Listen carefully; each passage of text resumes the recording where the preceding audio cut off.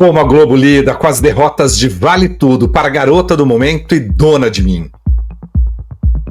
Será que Boninho se dará bem na Record?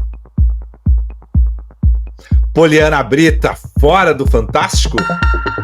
Estas e outras perguntas a partir de agora, aqui no Vanucci Responde. Olá, seja muito bem-vindo a mais uma edição do Vanucci Responde, seja muito bem-vindo ao canal do Vanucci, um lugar onde a gente fala de televisão sempre a partir do seu olhar. Neste conteúdo você manda a sua pergunta através das minhas redes sociais ou no espaço reservado aos comentários aqui embaixo. Só deixar o seu comentário, a sua pergunta aqui no Vanucci Responde, no vídeo, e aí a gente vai falar de televisão sempre a partir do seu olhar. A primeira pergunta deste episódio é do Douglas Almeida Ramos. Ele fala o seguinte: como é feita a medição de audiência do streaming, já que o Cantar Ibope analisa pelo áudio? E se estiver passando a novela no Globoplay ou no Mais SBT, não entra para a emissora? Douglas, basicamente existem dois métodos de medição de audiência, né? Agora, Cantar Ibope tenta sempre, né, ao máximo que pode, se atualizar e estar perto do que é a realidade do mercado. Uma das medições, que é a tradicional, é aquele aparelhinho que fica entre a sua antena e o seu aparelho de televisor, que vai ouvir ali o áudio de qual programa de televisão está passando. E aí vai conseguir identificar o que é da Globo, o que é do SBT, o que é da Record, o que é da Band, da Rede TV, da TV Aparecida, da Rede TV, da Rede Vida, enfim, começa todas as emissoras ali, acabam se identificando, né? As que mandam a informação para a medição do Cantar Ibope. E medem também, por áudio, os canais que estão na TV por assinatura. O que não dá para identificar entra no CSR, e ali o digital está dentro. A partir desse CSR, vai se aprofundar essa pesquisa para tentar localizar o que estava se assistindo ali. Agora, é óbvio, né, que você tem uma estimativa desse CSR, porque não é medido, né? Só o YouTube são milhares de canais, né? Com áudios muito diferentes que não dá para identificar se está ali no YouTube ou numa outra plataforma digital. Mas há uma outra medição, e essa é mais moderna, que é feita através do seu roteador. Então, algumas casas já estão passando por essa medição, que é a partir da URL de qualquer aparelho que esteja conectado. Televisão, computador, tablet, celular. E aí mostra o consumo de audiovisual dentro da casa a partir da conexão com a internet, de uma URL. E aí consegue se identificar se está no YouTube, se está no Globoplay, se está na Netflix, se está no TikTok, se está no Max, aonde você está. E aí vem uma outra informação também para o mercado. Então são basicamente dois métodos de a medição de audiência. Uma tradicional, através do que o som que chega, e a outra através da URL, né? E dizem já que vem aí uma outra medição para cada vez ficar muito mais profundo este processo. Próxima pergunta do Rodrigo. A TV brasileira ainda não entendeu que tem que criar, registrar e exportar? Só o mercado nacional não dá mais. Até a Globo exporta menos novelas do que já comercializou no passado. Rodrigo, o que você fala é uma grande verdade, né? A televisão brasileira já foi muito criativa. A televisão brasileira já influenciou muitos outros mercados. Mas parece que agora, neste lugar que é globalizado, tem um outro lugarzinho ali da TV brasileira. Claro que ainda está entre as melhores, né? A Globo é a segunda maior emissora, ou a segunda, sempre aponta ali entre segunda e terceira grande emissora do mundo, né? Dentro de um mercado realmente que existem muitos canais de televisão, muitas empresas de comunicação, ela está posicionada muito bem pela qualidade dela, pelo mercado que atinge, e principalmente pelo tanto de produção própria, né? Agora é óbvio, né? Nesse mundo muito globalizado, acabou se entendendo que buscar formatos talvez sejam melhores do que você criar formatos. O formato está testado, já foi testado em alguns países, muito parecidos com o Brasil. Então, por que não colocar aqui? A chance de erro é menor. Ao mesmo tempo, as emissoras de televisão começaram a estimular as suas equipes para criação. Por quê? Porque você não precisa pagar os royalties em dólar. Em euro, você pode criar aqui e ainda vender para o mercado internacional. O grande problema é que durante muito tempo se criou pouco aqui, se ficou muito ali em formatos. Em relação a perder, né, a exportar, perder mercado, principalmente na dramaturgia, essa é uma realidade da Globo, né?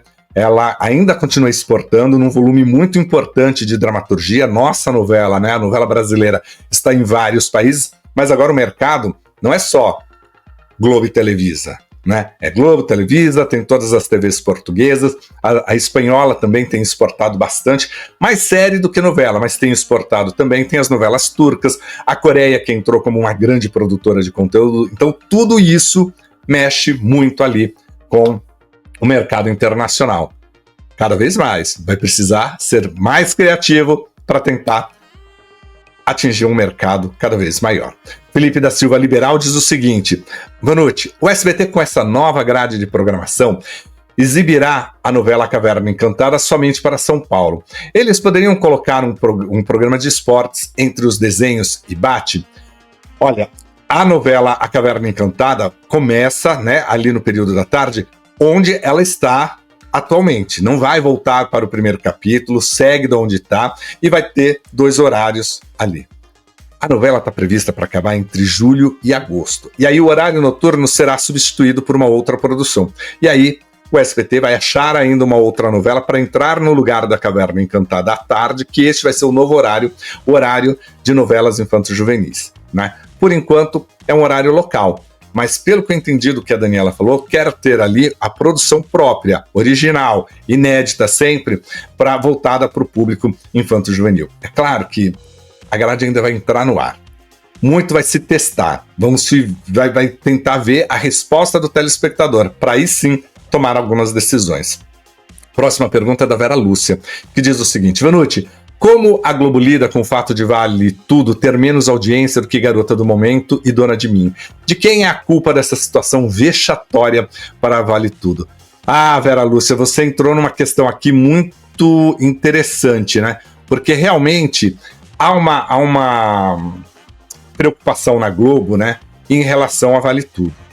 Era a novela para comemorar os 60 anos. A novela das novelas, como estava se divulgando, a novela das novelas, vai comemorar os 60 anos. Mas o que a gente vê, e muito claro nisso tudo, é que talvez esteja faltando uma conversa melhor do horário das 9h30 com o telespectador. E os últimos autores não conseguiram criar essa sintonia. Mania de Você tinha até uma premissa muito boa, uma sinopse muito boa, mas no seu decorrer, logo no começo, perdeu o público. E o mesmo está acontecendo com Vale Tudo. A audiência já não estava alta, começou a cair, e aí vieram 2 novelas, né? Já tinha uma novela boa, que era a Garota do Momento, e veio uma outra, a Dona de Mim, que é muito boa. E o horário das 6 e das 7 tá fazendo bom folhetim, que o telespectador gosta. Então, natural, que ali dê audiência e Vale Tudo não dê. Manuela Dias precisa rever a sua criação, Manuela Dias precisa rever o seu método ali de adaptação, tentar ouvir o que o telespectador está entregando para ela, para mexer um pouquinho ali na novela, na trama, para ver se conquista a audiência. Não sei se vai recuperar muito.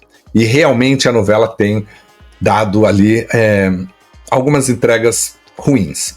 Eu acho que é um combo, não dá para botar culpa em todos, né? Eu acho que primeiro tem a culpa de quem teve a ideia de vamos fazer esse remake para comemorar também. Foram 3 remakes seguidos, né?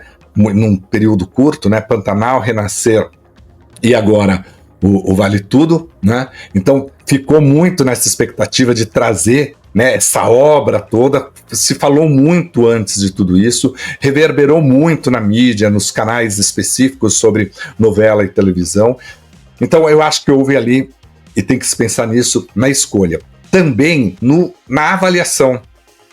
Alguma coisa está acontecendo ali na Globo em que o autor talvez fique muito sozinho depois da sinopse. Porque alguém tem que ler e falar assim, olha, esse diálogo não vai funcionar, essa cena não vai funcionar, dá para mexer por aqui.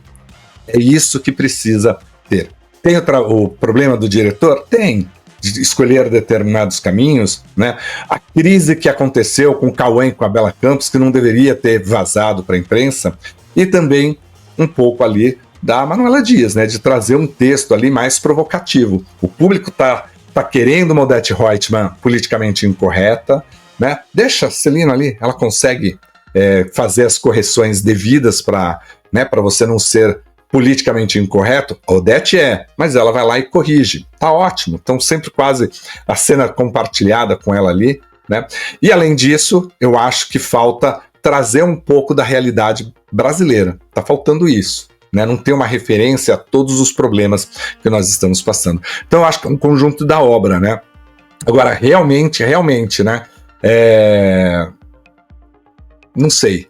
Vai precisar rever muito esse horário das 9h30, porque é um horário que o público está extremamente crítico.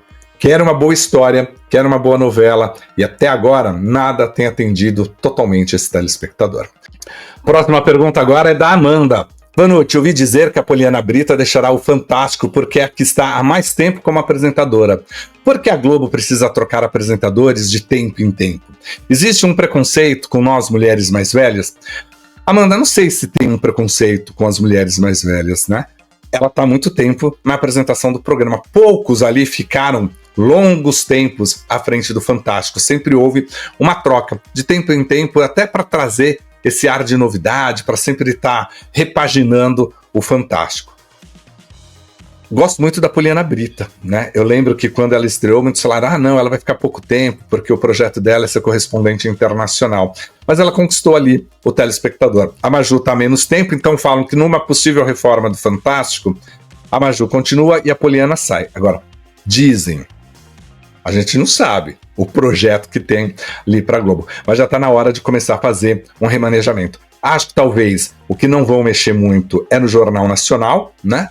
Mas tem outros jornais, tem o Bom Dia Brasil, que pode mexer, tem o Hoje, que pode mexer, tem os locais, todos os locais. O Jornal da Globo também, não sei, a Renata está muito bem ali. Eu acho besteira esse negócio de falar assim, não, depois de um tempo você precisa tirar o apresentador. Se é um bom apresentador, se tem carisma, se o público gosta, representa uma parte do público, por que não deixar muito tempo? Poliana manda muito bem.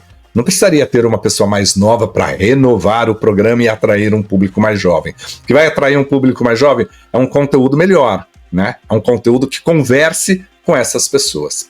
Próxima pergunta é da Ana Maria. Vanucci, será que o Boninho vai se dar bem na Record? Não consigo ver ele e o Carelli na mesma televisão. Ana Maria, você sabe que muito se falou disso, né? Não, o Boninho tá lá. Porque realmente houve uma aproximação do Boninho com a Record. Boninho agora montou uma produtora e como produtor independente quer prestar serviço para o SBT, para Globo, para Record, para Band. Tem projetos que pode desenvolver para todos os locais. É essa a ideia dele. Assim como a Endemol faz, assim como a Floresta faz, assim como outras produtoras fazem, né? Pelo que eu entendi, aliás, tá lá no canal do vanucci.com.br, né? Eu falei, esse namoro esfriou. Bem antes ali, né? Já estava vendo esses indícios ali, contei para vocês que o namoro entre Boninho e SBT tinha esfriado. Se vai ser retomado, a gente não sabe. Falam que o The Voice está garantido, mas nesse anúncio na coletiva não se falou nada sobre o The Voice. Aliás, quando perguntou, meio que saiu, né, pela tangente. Mas o fato é que se ele for para a Record, ele vai como produtor independente, né? E aí não tem nada a ver com Carelli, pelo menos é o que o pessoal da Record disse, né? E cá entre nós, né? Concorreram lá um tempo. Se estarão na mesma emissora e vão fazer produtos diferentes, não tem um motivo para que ficar nessa guerra, que muitas vezes é mais o telespectador que coloca do que o próprio artista. Este é o Vanucci Responde, feito com as suas perguntas, feito com o que interessa para você. Mande suas perguntas nas minhas redes sociais ou então aqui no espaço aqui embaixo, reservado aos comentários neste vídeo. E ajude a fazer mais um episódio do Vanucci Responde. Espero encontrá-lo muito em breve num vídeo aqui no canal. Até mais, tchau, tchau.